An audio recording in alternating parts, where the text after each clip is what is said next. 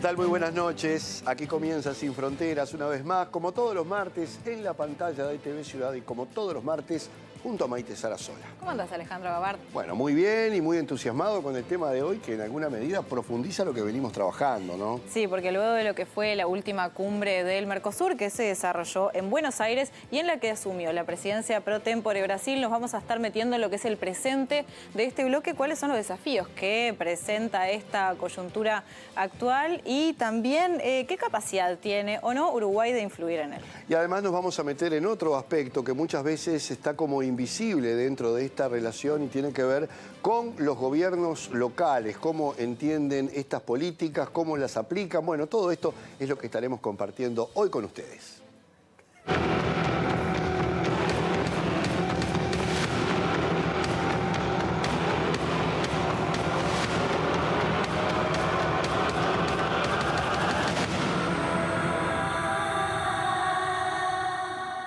Y como siempre comenzamos el programa recibiendo al analista internacional Álvaro Padrón. Álvaro, ¿cómo andás? Muy bien, ¿y ustedes? Bien, bueno, ya lo decíamos en el programa pasado, era necesario dedicarle un programa entero de Sin Fronteras al Mercosur y eso vamos a hacer hoy. Y justamente en el programa anterior vos decías que Mercosur está entrando como una especie de nueva etapa, ¿no?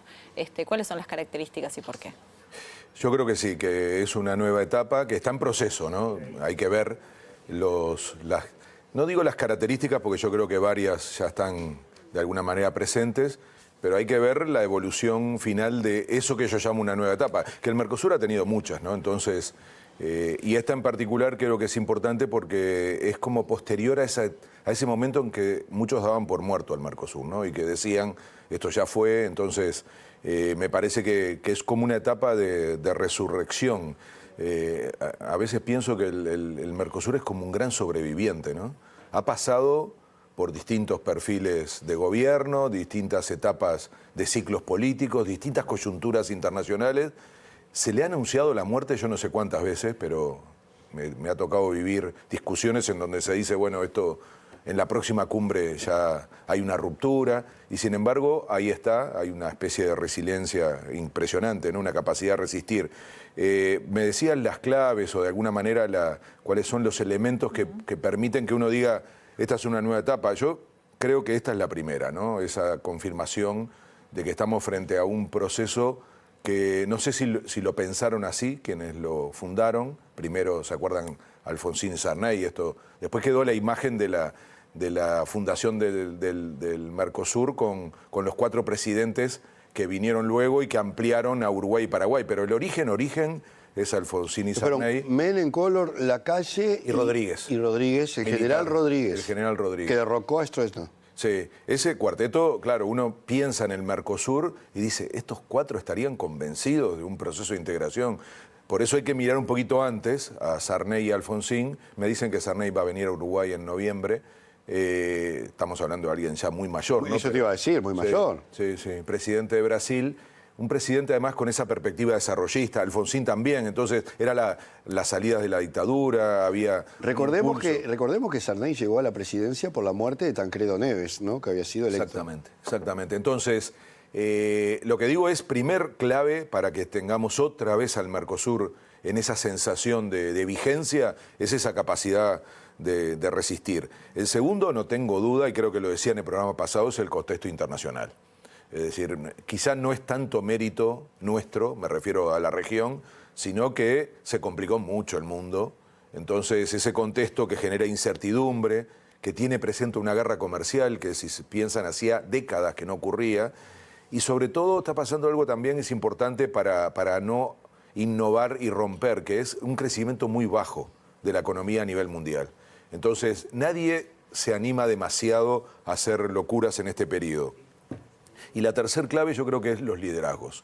Me van a decir que es un poco contradictorio porque hay liderazgos muy contrapuestos, pero yo creo que han tenido la capacidad, y por lo pronto, si hubieran tenido la intención, lo hubieran hecho, de no romper. Entonces, me parece que ahí hay un rol a adjudicarle a quienes se juntan ahora y hacen que cumbre tras cumbre estemos teniendo esta sensación de ciertos avances, de cierta consolidación y sobre todo de algunas transformaciones que me parece son las que permiten decir que estamos frente a una nueva etapa. Y se puede decir, Álvaro, que en el correr de todos estos años que describiste y toda esa constitución que tuvo el Mercosur a lo largo del tiempo, ¿no ha generado un cierto grado de dependencia para todos los gobiernos en la medida de que a la prueba está, por ejemplo, lo que está pasando en Argentina, diatribas contra el Mercosur, pero finalmente de acá no nos movemos? Pasó en alguna medida, aunque no mucho, con el gobierno de Bolsonaro. Es decir, que a pesar de esas diferencias, todos como que, no quiero decir dependen, pero tienen conciencia de lo que representa, ¿no? Salirse del Mercosur. Yo creo que nadie lo puede hacer. Esa es una de las claves de esta especie de sobrevivencia del Mercosur, que nadie ha tomado la decisión porque es demasiado caro. Y por lo tanto, siempre está sobre la mesa en una decisión de un gobierno los beneficios y los costos. Y salir del Mercosur es carísimo. Está el antecedente del Brexit, salvando todas las distancias. Buen punto. Que creo que si uno mira para ahí, también puede ver qué consecuencias trae para un país salirse de un bloque, ¿no? Sí, yo creo salvando todas las distancias. No. Sí, que es un país poderoso en primer lugar, ¿no? Sí, pero también lo puede ser los dos grandes del Mercosur y sin embargo no pueden. Pero es muy bueno el punto porque hasta el día de hoy están los costos de esa salida y yo diría que si hoy se hace un plebiscito, no tengo duda que resuelven volver. Yo te iba a decir, a nivel social. Que fue. Claro. Ahí además hay todo un estudio que demuestra que fue segmentado por el perfil, digamos, de edades y había un fuerte peso anti-europeo de la gente mayor, de los jóvenes mucho más pro-europeos. Y recuerden que ahí se dice que fue el primer experimento de una elección impactada por las redes sociales a través de un acuerdo entre lo que fue luego el equipo de Trump y intervenciones rusas. Todo eso está comprobado, se estudió muchísimo porque fue la primera vez que en una elección funcionó la segmentación de la comunicación a través de las redes sociales. Y fue una sorpresa increíble. Nadie, ni los principales analistas, ni los medios de comunicación, ni los sectores de poder económico, ni siquiera los partidos decían que iba a ocurrir. Al contrario, todas las encuestas y demás daban que se resolvía mantenerse en la Unión Europea. Entonces, ahí empieza eso que luego empezamos a ver en otros lados, que es la sorpresa entre las expectativas y el resultado electoral. Inmediatamente después ocurre la elección de Trump en Estados Unidos y se dice que lo del Brexit fue un laboratorio en ese sentido, pero el costo, a este ejemplo que ponías, Maite, de lo que cuesta salir de un proceso de integración, es muy alto. Quizá no lo es tan alto en el Mercosur, no vamos a comparar la cohesión y la interdependencia dentro de la Unión Europea, pero sobre todo vinculado a la percepción de la gente, ¿no? En Europa hay una cierta concepción de que el ciudadano es europeo, aquí estamos lejísimos de esa idea, pero desde el punto de vista económico, no tengas dudas, a Uruguay le saldría carísimo.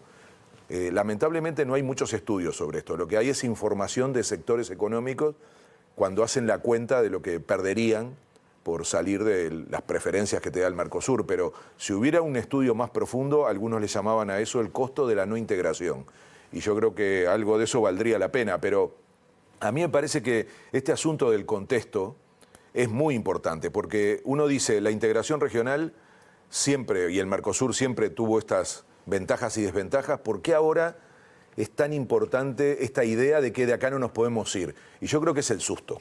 Justamente eso, Álvaro, en estas complejidades que vemos, comerciales, políticas, bélicas también, ¿por qué no?, que también influyen en las demás o viceversa, ¿cuánto influye este momento en el Mercosur? Yo te comentaba que el otro día, en su principal comparecencia desde que asumió como canciller, donde presenta los planes un poco de su gobierno ante el Bundestag, Friedrich Merz dijo que era urgente y necesario aprobar ese acuerdo con el Mercosur.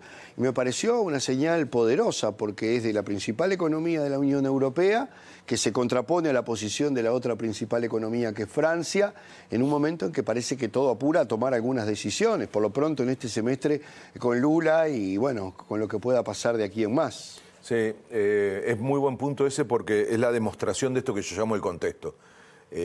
La posición que tiene Europa. ¿Por qué Europa resuelve ahora avanzar, más allá de las polémicas internas, pero es clarísimo que hay una decisión institucional de finalmente avanzar con el acuerdo del Mercosur por el contexto internacional? Entonces eso también vale para este momento del Mercosur. Y de vuelta, ¿Alguien cree que se podrían tener acuerdos bilaterales con Europa si no fuera como Mercosur? Vuelvo a la fantasía uruguaya del periodo pasado, del TLC Uruguay-China, ¿no?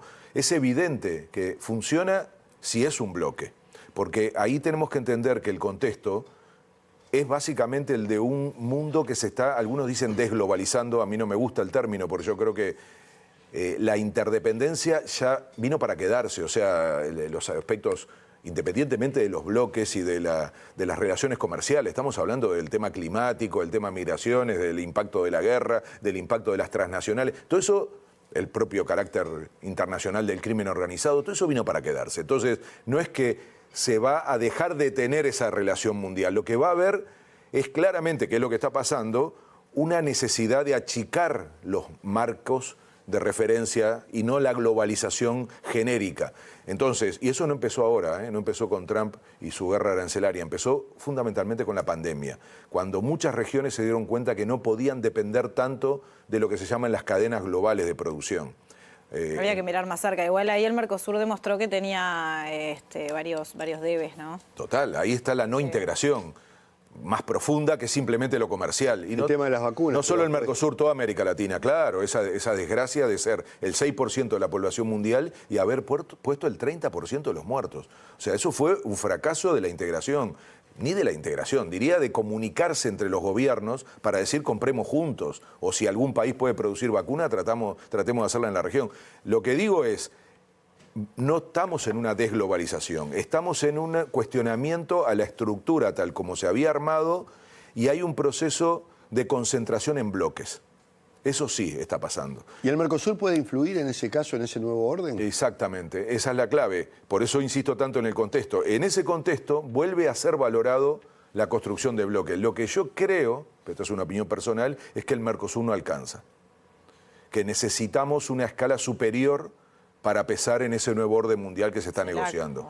Claro, porque fíjate, no estoy diciendo con esto que sea contradictorio, lo veo más como círculos concéntricos. El Mercosur es la experiencia, además por lejos, la más profunda, la más estable de la región. Anterior estaba el Pacto Andino, pero está casi desaparecido. Entonces, además está Brasil, está Argentina, entonces pesan, pero después inmediatamente tenés Sudamérica, que antes se llamaba UNASUR, ahora se le dice Consenso de Brasilia a esa experiencia, y después lo que decía CELAC, ¿no? La Comunidad de Estados Latinoamericanos y Caribeños, la más amplia, 33 países.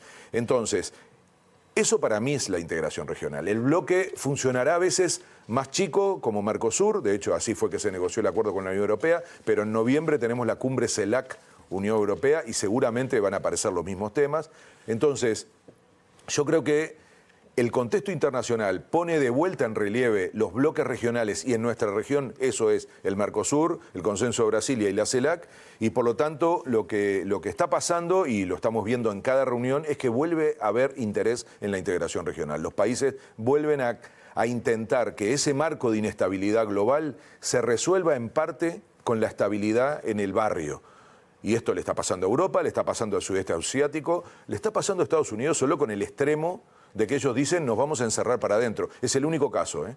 Y los otros días estaba leyendo, es increíble, apareció un club de héroes del comercio.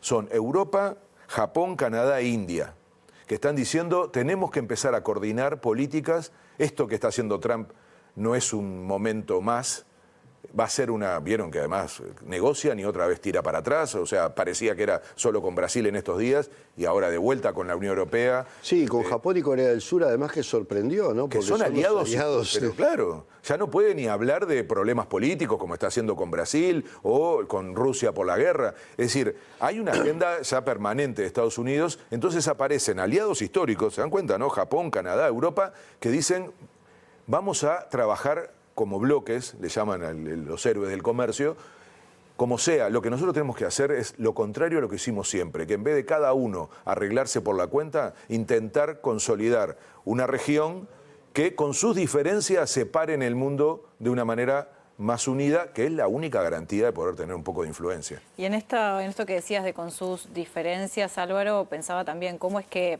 de alguna manera se compatibiliza este avance del Mercosur, esta nueva etapa, con lo que son las diferentes miradas de los líderes de los países del Mercosur. Y yo creo que es una pregunta que nos hicimos todos hace un tiempo, porque cuando gana Milei dijimos, ¿y ahora qué va a pasar? Era como incompatible pensar en la estabilidad de la región. Y yo creo que, y no pasó, y estoy diciendo tuvo un incluso... discurso muy crítico y cuando se materializó mucho más lo de la Unión Europea, bajó de vuelta te das cuenta todos del los contexto. decibeles, Sí. y apareció, vino a Montevideo. Sí. Entonces, para mí hay tres razones. Para lo que preveíamos como algo casi de ruptura, termina, sin embargo, en esta etapa que estamos diciendo, hay consolidación, hay avance. Bueno, la primera explicación es esta, la distancia entre el discurso y la realidad. El discurso sigue siendo duro, y ustedes recuerden el discurso de diciembre aquí en Montevideo, en la cumbre anterior, fue un discurso durísimo, pero es lo que vos decís, Maite, en ese momento era a pocas horas de haber firmado De que llegara Úrsula. el acuerdo, y entonces, ¿cómo hace? Claro, si ese acuerdo no hubiera estado allí, yo creo que quizá ahí sí el discurso era de ruptura. Pasa luego un semestre que no es casual que sea bajo la presidencia argentina, con lo cual ahí hay un efecto interesante. Cuando un país asume la presidencia, algo de responsabilidad sobre el conjunto adopta. Entonces, yo te diría que entre lo que uno escucha del presidente y lo que luego ocurre en las decisiones y en las negociaciones hay una distancia muy grande, pero eso tiene que ver, la segunda razón para mí, con algo que también hablamos recién, que es la interdependencia. O sea, si hay un país que necesita el Mercosur es Argentina. Uruguay bastante, Paraguay un poco menos, y Brasil lo precisa más por liderazgo internacional que por negocios en términos tradicionales. Es el país más grande, podría tener más alternativas, nosotros estamos absolutamente condicionados por la región, pero Argentina también. Entonces, y eso significa dependencia comercial, que es la más común, después viene la financiera, después vienen los flujos de inversión, que eso no te pasa si no sos parte de una región, y finalmente las cadenas de producción regionales. De esto se habla poco, pero la mayoría de los grandes negocios de la región ya son regionales, no son empresas separadas en cada país. Las empresas grandes, cuando vienen al Mercosur, si son transnacionales, piensan como Mercosur, porque ya saben que hay libre circulación, entonces no están pensando tener una política en Argentina, otra en Brasil, no, se instalan en la lógica de Mercosur. Eso no se desarma de un día para el otro y está condicionando muchísimo la posición, sobre todo de Argentina. Álvaro, yo te decía el otro día que en la cumbre queda la imagen esa semiótica de la forma de pararse, de todo lo demás. Creo que confirma que hay una situación completamente distinta a la que había hace 6 meses, ¿no? Está claro. También Panamá anunció, lo hablábamos el otro día, el inicio de gestiones para ingresar de pleno al Mercosur. ¿Qué significado tiene esto? Hablábamos de la importancia de Panamá por la propia realidad panameña en este momento. Está en un punto geográfico donde también al Mercosur, pienso yo, lo acerca también a otras regiones. Sí, sí, y ahí tenés un elemento como un termómetro de esto, de si al Mercosur le está yendo mal o bien. Sería rarísimo que a un proceso que le está yendo mal haya países pidiendo su ingreso. Entonces, no, está Bolivia también, ¿no? Pero Bolivia ya estaba de antes, ¿no? El trámite. Lo que digo es, la ampliación de un proceso de integración es una señal de avance, no de retroceso, sino nadie te pide entrar a un club si está por desaparecer. Entonces yo lo tomo como parte, esta señal y este pedido de Panamá, como parte de esta nueva etapa del Mercosur, como también tomo los éxitos en la negociación externa. Si no hubiera pasado eso, este ejemplo que vos ponías del acuerdo con la Unión Europea en diciembre, que limitó el discurso de Argentina, también ha seguido pasando porque fueron varios otros países con los que se ha avanzado en la negociación. Y este es un cambio, ¿eh? El Mercosur estaba muy trabado en eso. Y también ha sido una forma de destrabar lo hablábamos con Jano en el programa pasado, lo del arancel externo común, el hecho de flexibilizar alguna de las posiciones internas. Esto es parte de esa nueva etapa. Cómo se ha logrado flexibilizar algunas posiciones, cómo se ha aumentado la agenda de negociación externa como bloque. Y esa es la principal diferencia entre el actual gobierno de Uruguay y el anterior. Ambos planteaban lo mismo, que es abrirse al mundo, pero la diferencia es que el gobierno actual lo plantea como bloque. Y eso está funcionando. Y de hecho, en la última cumbre se demostró, sobre todo con la negociación con el EFTA, que es lo van a hablar con Damián en el próximo bloque, ¿no? Europa tiene dos partes, la Unión Europea como tal, y luego países que no son parte de la Unión Europea. Acabamos de aprobar en la última cumbre la negociación con esos países.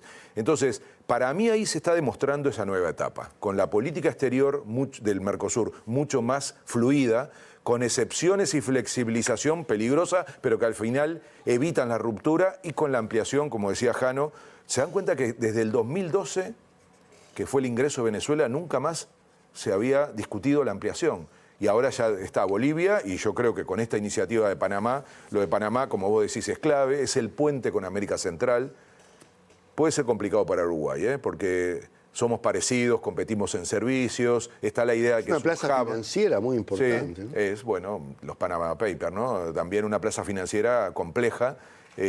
Nosotros ya salimos de esa zona gris, últimamente entramos un poquito de vuelta, pero digamos, no es el rol ya de Uruguay ser eso. En fin, lo que tengo claro, ¿se acuerdan cuál fue el primer viaje de Yamandu Orsi, ¿no? Del nuevo presidente? Sí, a Panamá. A Panamá. Entonces, para mí es todo parte de esta nueva etapa del Mercosur. Álvaro, en un minuto, más allá de lo que son todos los desafíos y las dificultades, ¿cuáles te parecen que son los actores claves para seguir avanzando y profundizando en la integración? Y también, ¿qué agendas habría que seguir o qué caminos habría que seguir? Bueno, es que ahí la clave está en que esto, que es una imagen de amplitud y de consensos, tiene el riesgo de que se avance poco o solo en materia comercial, que es lo que está pasando un poco. Hay como una disminución de la agenda del Mercosur, y eso es muy de la política que imprimió la presidencia argentina. Ahora viene la presidencia brasilera. Hubo 5 puntos sobre la mesa que planteó Brasil: fortalecer el comercio intra y regional, que es un poco lo que está pasando, la lucha contra el cambio climático, eso ni aparecía en la agenda de Argentina, y acá tiene que ver con que cada uno tiene discursos distintos, pero se toleran, digamos. La transición energética pone Brasil junto con esa lucha del cambio climático, el impulso al desarrollo tecnológico, combatir la delincuencia organizada transnacional, lo pone Brasil como un punto central de su agenda. Sí. Y el fortalecimiento de los derechos ciudadanos con participación social, un tema muy polémico con Argentina, pero que Brasil lo prioriza.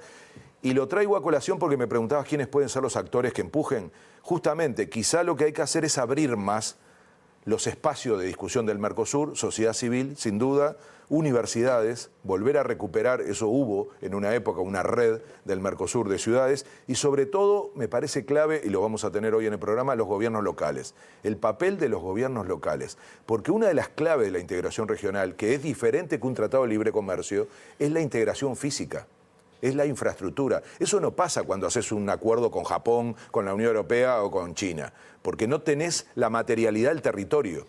Eso solo pasa con la integración regional. Entonces, el papel de los gobiernos locales es clave. Espero que ahora con Jorge Rodríguez lo puedan ver. Mercociudades es un actor, y necesitamos ese tipo de actor presionando una agenda para que no quede solamente limitada a lo comercial.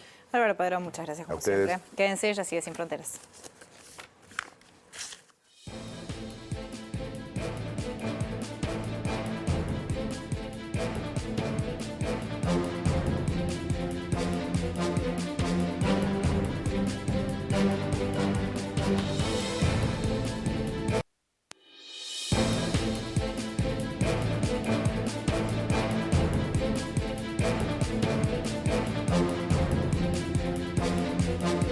Bien, retomamos el segundo bloque aquí de Sin Fronteras para seguir profundizando en el Mercosur y en todo lo que ha venido dejando la evolución de los acontecimientos y la relación del bloque regional con ellos. Para meternos de lleno en la actualidad del bloque, como lo habíamos adelantado, recibimos una vez más al doctor en Relaciones Internacionales, investigador y docente de la Universidad de la República, Damián Rodríguez. Bienvenido. Gracias, buenas noches. ¿Cómo andan? Bueno, ¿cómo viste la última cumbre en Buenos Aires? Brasil asumió la presidencia pro tempore. Yo decía el otro día que tenía algunos aspectos muy particulares, ¿no? Que era la primera visita de Lula a la Argentina con Milei, que Milei tenía que entregarle, tenían que verse o verse de cualquier manera. También fue el primer encuentro para Orsi con el presidente argentino. Y en definitiva, bueno, creo que la mirada estuvo más que nada en las actitudes y las reacciones que en el sustento que seguramente vos nos vas a definir, que dejó más allá de esas imágenes, ¿no? Sí. Sí, hay quizás 2 aspectos a destacar que vos mencionabas, Jano, esto de que, bueno, es la primera visita de Lula como mandatario, ¿no?, al país a uno de sus principales socios. Con Cristina Presa de por medio, me olvidé de agregar. En un contexto político o interno de la política argentina bastante particular, con esto de la expresidenta y ex vicepresidenta procesada y en prisión domiciliaria, y también algunos, ¿cómo se dice? Algunos idas y venidas. Yo creo que la relación de Argentina y Brasil es la piedra basal del Mercosur, y todos sabemos que cuando esa relación tiene, algunas contrariedades o pasa por procesos complejos, el Mercosur, el proceso de integración se tensiona, ¿no? Eso es un problema, y yo creo que desde que Milei asumió quedó claro de que su prioridad no iba a ser la región. Pero eso fue un primer momento. Eso creo que ha cambiado a lo largo de estos últimos años, porque hay un factor externo estructurante que se llama Donald Trump, y que independientemente a las relaciones carnales que se pueda tener con Argentina, como, ¿no?, haciendo alusión a aquella vieja relación carnal que tenía Menem con los Estados Unidos en los años 90, es cierto que toda esta política arancelaria de los Estados Unidos está afectando a todas las regiones, incluso al Mercosur. Por eso creo que esta cumbre muestra una evolución de la dinámica integracionista. Creo que en términos de resultados ya venimos de distintas cumbres donde hay distintos resultados, sobre todo en dos aspectos: en la agenda o en el relacionamiento externo, y sobre todo en lo que tiene que ver con los listados de excepciones en el arancel externo común. ¿Cómo ha cambiado eso? Bueno, venimos de firmar un acuerdo, venimos de firmar 2 acuerdos importantes de libre comercio con Singapur el año pasado, que ya está entrando en vigor. Eso está en la declaración de los presidentes, justamente, que celebran el hecho de que se esté ratificando de manera rápida por los parlamentos del Mercosur. Tenemos el cierre que fue anunciado durante la cumbre del famoso acuerdo EFTA. Y luego tenemos, obviamente, en diciembre del 2024, el anuncio del cierre del acuerdo con la Unión Europea, que ahora está en ciernes de su ratificación, sobre todo del envío por parte de la Comisión Europea al Consejo Europeo, ¿no? Yo creo que esos son resultados tangibles que eran demandados por presidentes más integracionistas y menos integracionistas, pero sobre todo por estados pequeños como Uruguay, ¿no? El resultado de poder abrir más mercados, esa era un poco la idea. Y por otro lado, los países en este contexto justamente estructurante de los Estados Unidos imponiendo aranceles todas las semanas, todas las semanas básicamente, tiene que ver un poco con esto, ¿no? Los países, al ver este entorno internacional bastante desfavorable en cuanto a una restricción del intercambio de bienes a nivel internacional, lo que hacen es justamente pedir un listado de excepciones, en este caso fue un 50% de los productos, justamente para hacer un combate justamente a la suba de los aranceles por parte de Estados Unidos, ¿no? En estas relaciones y dinámicas que comentabas antes de los dos socios mayoritarios del Mercosur, Brasil y Argentina, ¿qué incidencia puede tener Uruguay? Históricamente ha tenido un rol, ¿y qué incidencia también puede tener Uruguay a la interna del Mercosur? ¿Cómo nos comportamos nosotros? Bueno, eso es importante porque eso que mencionás, porque Uruguay tiene que poder incidir en la agenda de integración regional. Digo esto porque hace 34 años Uruguay forma parte del Mercosur, hace 34 años se firmó el Tratado de Asunción, y nos guste o no, para algunos menos que otros, hay un entorno, ¿no? El Mercosur es algo así como el primer anillo de inserción internacional que tiene Uruguay, ¿no? Entonces, todos sabemos que a partir de estar en este bloque tenemos estas dos prerrogativas, nuestra política comercial conjunta y nuestro arancel externo común. A partir de esas reglas de juego, que son las que tenemos hace 34 años, Uruguay debería poder incidir en temas, por ejemplo, como la integración energética, ¿no? Eso es un tema. Ahora, por ejemplo, Lula también anunció la idea de ir hacia un acuerdo sudamericano de materiales críticos, ¿no? Estos materiales, estos minerales que se precisan para esta transición. Tierras raras le llaman. Tierras raras, exactamente. Uruguay tiene muchísimo para aportar. Hay estudios de dos investigadores de la Universidad República, Amalia Stuhldreher y Virginia Morales, a propósito de cómo Uruguay ha logrado desarrollar a través de los fondos de convergencia estructural del Mercosur exportar energía eléctrica a Brasil y Argentina a partir del 2012, que fue cuando se agravó la crisis hídrica, ¿no? Uruguay tiene muchísima experiencia justamente en materia de energías renovables. Eso también está en estos trabajos que destaco de estas dos investigadoras, que justamente tienen eso, ¿no? Lo que se muestra es cómo ha existido una integración y Uruguay ha justamente logrado aportar en esa agenda, que hoy en día es una agenda que aportaría muchísima autonomía a propósito de lo que es la integración energética, pero también la integración gasífica. El año pasado, el ministro Caputo con el ministro Haddad, ¿no? El ministro de Economía argentino con el ministro de Hacienda de Brasil, firman un acuerdo gasífico para sacar gas desde el gasoducto Néstor Kirchner hasta pasarlo por Brasil y aprovechar la incorporación de Bolivia para hacer ese pasaje. Así que vemos que también hay como una agenda importante donde poder incidir, ¿no? Damián, la cumbre confirmó la dinámica de acuerdos del bloque con otros, en particular con Europa, también el acuerdo de libre comercio con la Asociación Europea de Libre Comercio, valga la redundancia, EFTA, que recordemos, integran Suiza, Noruega, Islandia y Liechtenstein. Y también, bueno, se avanzó bastante en cuanto a la intención de firmar este acuerdo con la Unión Europea antes de fin de año. De alguna manera, Álvaro también decía el otro día que Lula quiere terminar este semestre firmando ese acuerdo, claro, porque si se dilata la cosa se podría complicar, sobre todo teniendo en cuenta la dinámica internacional. ¿Cómo los valorás estos acuerdos y el camino, ¿no?, que se ha recorrido en tal sentido?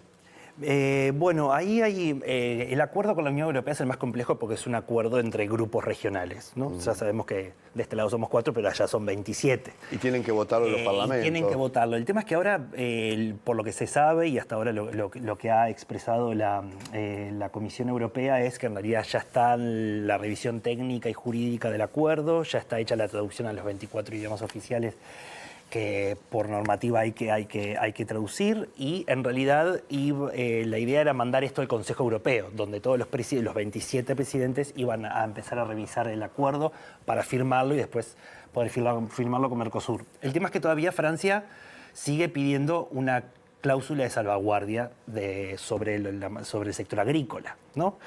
Macron dice, bueno, en realidad yo no quiero que se modifique el acuerdo, ya está negociado, sí estoy pidiendo una cláusula adicional, que en definitiva es algo que Francia viene reclamando ya hace muchísimo tiempo.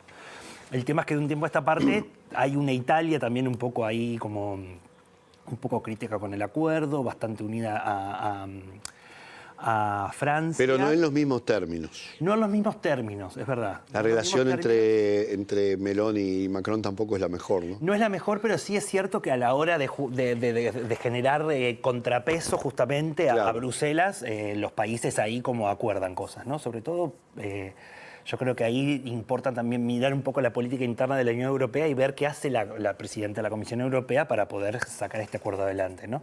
Es decir, en términos como de criollos, la pelota ahora está del lado europeo. O sea, en realidad acá hay voluntad y hay, al parecer... Estamos hablando de los países más grandes, ¿no? Porque los más chicos uno supone que van detrás del pelotón en algunas decisiones. Pienso que España y Alemania, que se han mostrado proclives a apurar la firma del acuerdo, y algún otro también, bueno, son un poco los 4 países que económicamente imponen, ¿no? Sí.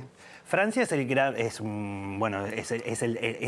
el Estado que impone, sobre todo porque Francia desde las negociaciones del 2019 hasta que se cerró que se acordó este acuerdo en principios en el 2024, jugó con esto que denominábamos con José Antonio Sanaúja, que era la coalición agrícola ganadera, ¿no? Es decir, logra justamente reunir un conjunto de países que tienen una estructura productiva similar a la del Mercosur y presentar las desventajas en el caso de una liberalización comercial para los productos europeos en vista justamente de nuestra exportación hacia Europa, ¿no? Y luego de los acuerdos con Singapur y el acuerdo con el EFTA o que se quiere justamente empezar a negociar, que es el acuerdo con Emiratos Árabes, que es algo que también se anunció en la cumbre, son acuerdos de preferencias arancelarias, ¿no? La idea es un poco la respuesta de los bloques económicos o de las regiones a esta reconfiguración global que viene siendo bastante compleja, ¿no? Atravesada además por muchos conflictos bélicos, pero si uno mira el último informe de la Organización Mundial de Comercio, muestra que en 6 meses hay un aumento del 20% de las medidas de restricciones al comercio internacional. Es decir, el mundo está cada vez más cerrado. Y esto por ahí es interesante porque yo me escuchaba a los presidentes a la cumbre y uno escuchaba a Milei diciendo, bueno, Mercosur tiene que ser una lanza para penetrar en los mercados globales. Y uno ve que esos mercados globales ya no son globales, ¿no? Estructuralmente algo cambió, ¿no? Y lo mismo, la divergencia ahí con el discurso quizás más del presidente Orsi o de Lula, ¿no? Un poco diciendo, bueno, Mercosur tiene que ser una protección a este mundo geopolítico cada vez más complejo, ¿no? Y en estas diferentes visiones sobre lo que son los objetivos del Mercosur, y pensaba en estos más de 30 años que lleva, tuvo el Mercosur etapas donde la visión fue más amplia que lo netamente comercial, ¿no? Donde se tuvo una visión humana, de desarrollo, de cooperación. ¿En qué está eso hoy en día? Bueno, en realidad, por ejemplo, si uno mira la declaración de los presidentes ahora, uno ve que más allá de los resultados en términos de una agenda comercial o de relacionamiento externo, sí es cierto que hubieron otros avances. Por ejemplo, con que los países se pongan al día con el Fondo de Convergencia Estructural de Mercosur, que es ese fondo que tienen los países, justamente utilizado sobre todo por los países más chicos para poder como sí, ahí Brasil y Argentina como que ponen dinero y ponen Paraguay, de su Uruguay. PBI, exactamente. Y ahí son fondos concursables y en realidad son distintas agendas. Se hacen son desde 4. rutas hasta de todo un poco. Hasta, bueno, esto que comentaba hoy más temprano, la integración energética, la exportación de energía que hace Uruguay es a través de un fondo FOSE.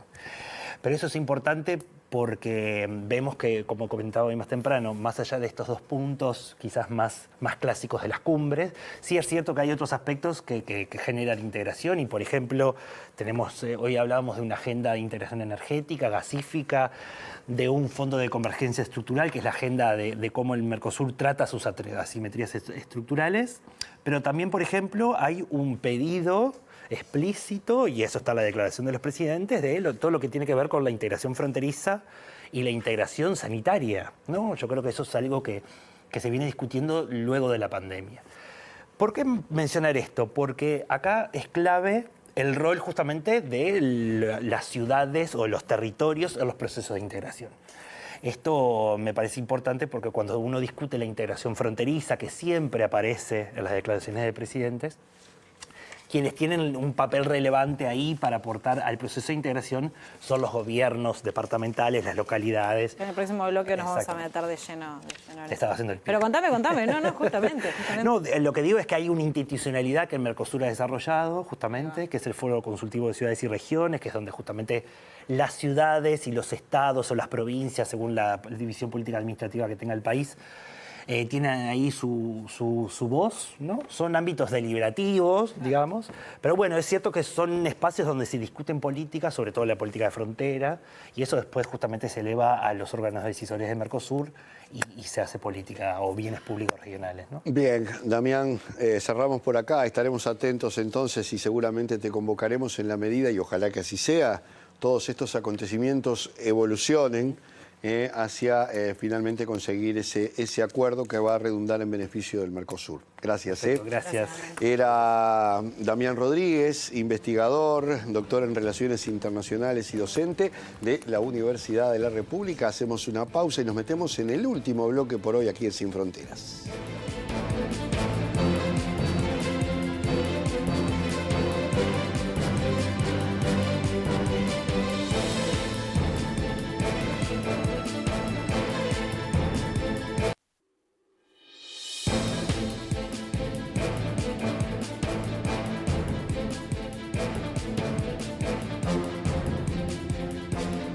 Tercer y último bloque de Sin Fronteras y nos vamos a meter justamente con Mercociudades, que tiene 30 años. En noviembre de 1995, en Asunción, alcaldes, intendentes y prefeitos de 12 ciudades firmaron el acta fundacional.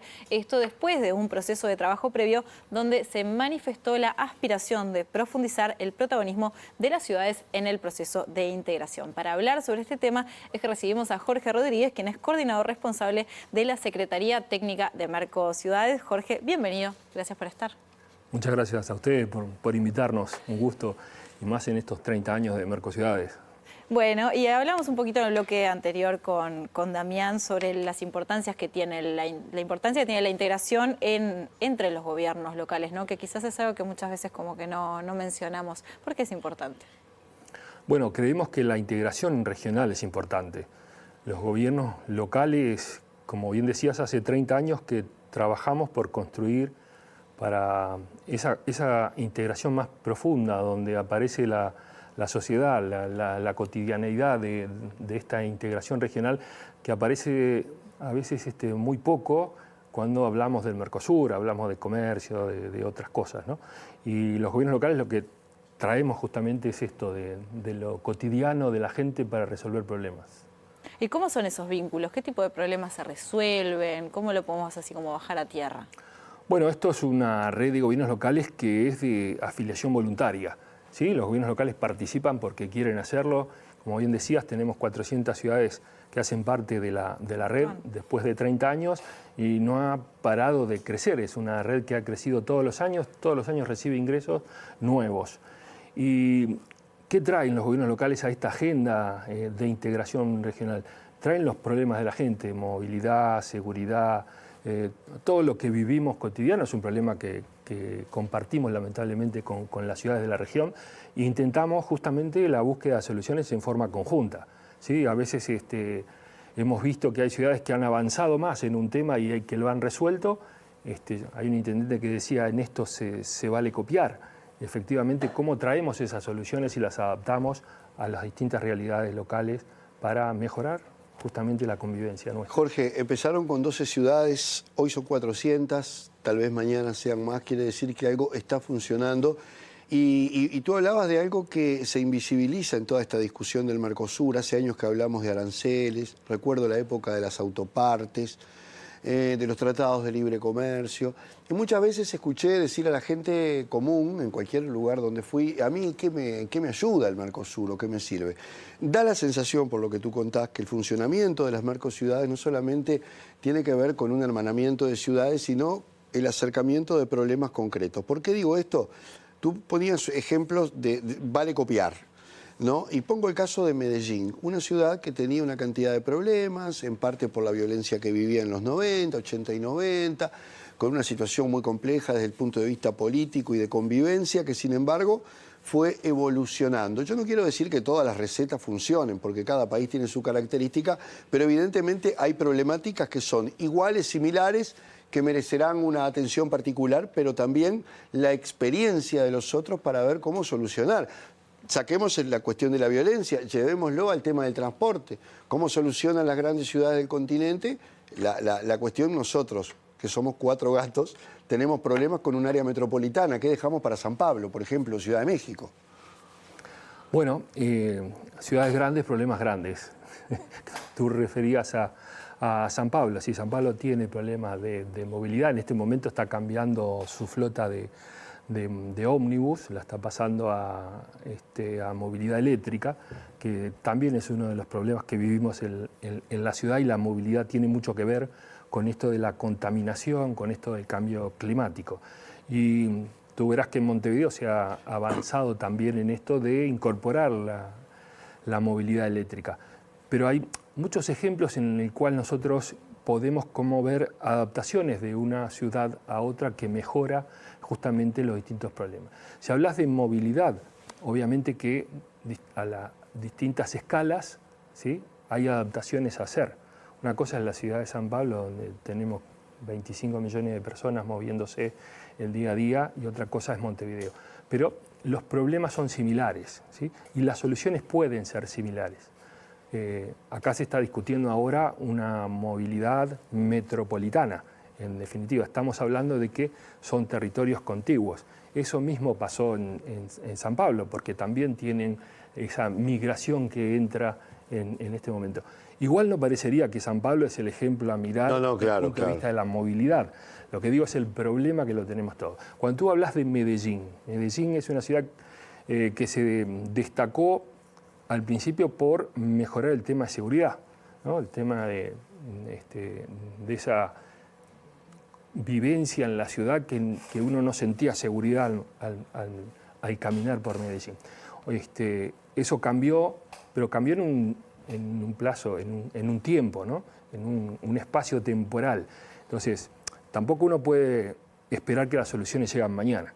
Hay que empezar a construirlas con la sociedad, a construirlas en forma participativa, y ahí podemos copiar también otros modelos, y otros han mirado el modelo de Montevideo del punto de vista de la descentralización y la participación ciudadana, que desde la red se considera también como muy exitoso. ¿Y qué pasa con la participación ciudadana en esos casos? Hay hoy espacios de participación distintos a los que conocimos cuando se fundó Mercociudades, por ejemplo, 30 años, ¿no? Hay nuevas formas de participación, ¿sí? Hoy tenemos la tecnología y muchas innovaciones que cruzan esto de la participación, ¿no? Cuando uno dice, ¿está participando o no está participando? Cuando lo hace en forma virtual, ¿no? Una modalidad tan extendida hoy. Aparece esto de que a veces los jóvenes están en otra. Nosotros entendemos que no, que efectivamente cada sociedad y cada momento tiene sus formas de participación. Y Mercociudades en eso busca las mejores recetas. Tenemos plataformas, tenemos consultas, tenemos distintas herramientas que hemos construido a nivel regional, justamente para ¿qué? Para esto, para ver dónde funciona qué tema y cómo lo podemos aplicar a otros. En los bloques anteriores hablábamos sobre este acuerdo de Mercosur-Unión Europea. Desde los gobiernos locales, ¿qué visión tienen sobre este avance y esta concreción de este acuerdo? Bueno, el Mercosur, cuando uno lo mira, siempre ve contradicciones, ¿no? Eso es la realidad. Y nosotros decimos, esta cumbre de Mercosur que pasó ahora en Buenos Aires, tuvo eso, ¿no? Uno veía la foto de los presidentes y veía ahí contradicciones, pero también tuvo resultados, ¿sí? Hubo, por lo pronto, la afirmación o la esperanza de que se va a firmar el convenio con la Unión Europea este año, que se terminó la negociación justamente con otro espacio de integración regional de Europa, donde va a haber mucho comercio y mucho negocio. El Mercosur, para que funcione, tiene que haber negocio, tiene que haber justamente acuerdos comerciales.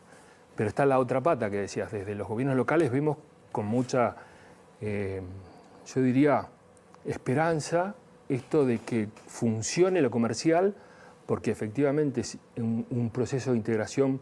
Para que funcione en los otros aspectos, lo comercial tiene que funcionar, pero también la participación ciudadana, la inclusión. El plan estratégico de acción social que tiene Mercosur va a poder desarrollarse en función de que veamos contemplados también los intereses de todas y todas. Estamos en un proceso de, yo diría, ya hace varios años, en donde lo que se necesita es diversidad, unidad en la diversidad, ¿no? Lo muestra la cumbre de presidentes, esa diversidad que uno veía, pero a la hora de la acción nos ponemos de acuerdo por lo menos en algunos elementos estratégicos. ¿Y qué va a pasar, Jorge, basados en esta experiencia a nivel del Mercosur, con casos de espacios más amplios? Supongamos un acuerdo que va a haber con la Unión Europea, todo hace prever que sí, llevará su tiempo, o la CELAC que se viene, es decir, ¿cómo se enfrentan ustedes, en tanto Mercociudades, frente a una posibilidad de expandir esta experiencia, ¿no? Con otras realidades además, que exceden un poco nuestro barrio, ¿no? O lo que conocemos de cerca? Sí, muchas veces cuando uno habla con la gente, estos temas los ve muy lejos, ¿no? Cuando vos hablas de CELAC, de Unión Europea, la gente a veces los ve muy, muy lejos. Pero cuando vos empezás justamente a explicar por qué y para qué, efectivamente, estos procesos de integración, la gente comprende y termina apoyándolos. Nosotros estamos trabajando ahora con la idea de constituir un espacio de gobiernos locales en la CELAC, en la Comunidad de Estados Latinoamericanos y Caribeños. Mercosur nació en el Mercosur, se expandió a América del Sur y hoy está en toda América Latina, ¿sí? Entonces, pero la CELAC no tiene un espacio de gobiernos locales justamente para trabajar estos temas y para contribuir a ese proceso de integración. Y siempre estuvimos también en el diálogo birregional, ¿sí? CELAC, Unión Europea, hemos estado participando de las distintas cumbres de presidentes de estos foros birregionales y ahora en noviembre, que está la cumbre de presidentes de la CELAC en Colombia, también nos estamos reuniendo en Bogotá, todas las redes de América Latina y de la Unión Europea, justamente para construir un espacio de participación de los gobiernos locales que creemos justamente conecta esto de lo birregional con lo cotidiano, con la gente, con los problemas de la gente. Muy bien. Jorge Rodríguez, coordinador responsable de la Secretaría Técnica de Mercociudades, gracias por acompañarnos esta noche. Por favor, un gusto, a las órdenes.